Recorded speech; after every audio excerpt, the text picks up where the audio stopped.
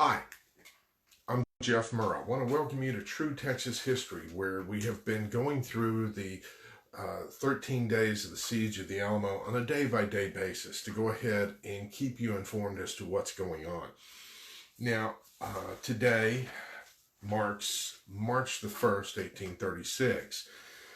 And, if you were with me for the broadcast on yesterday, the garrison was feeling pretty hopeless about the situation. They had issued a call for help, and nothing was forthcoming.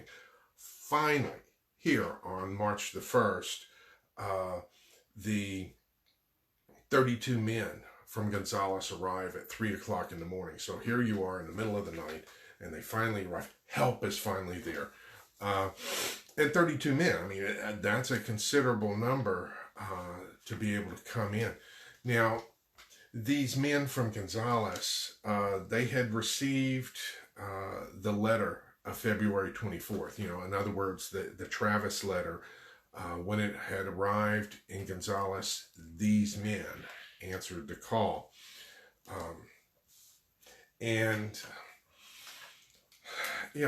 Gonzales had contributed some men to the war effort already, and these additional men are going to impact that city quite tremendously with their loss later on.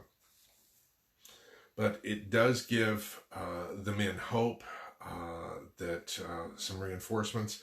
Now, at this time, Sam Houston is gathering an army there in the area of Gonzales. These men left before Sam Houston gathered the army. They wanted to go ahead and take action. They weren't going to wait. And people during this time wanted to go ahead and take action right away. They were not inclined to wait on things.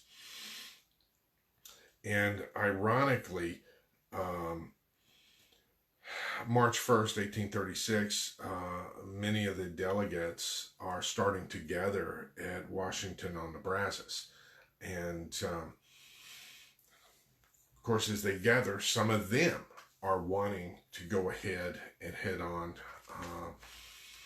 to relieve Travis in his command at Gonzales. And it was only due to the insistence of Sam Houston that they didn't do so.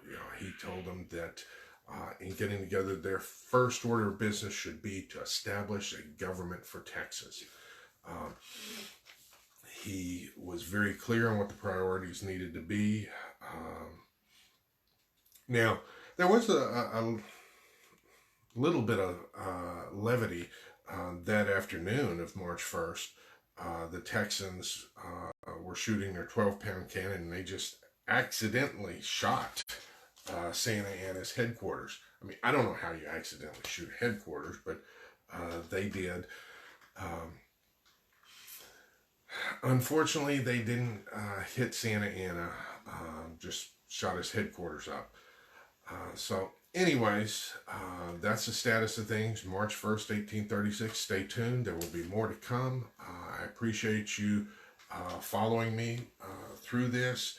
Years ago we were told to remember the Alamo, and that's what we're doing. And the struggle that occurred there.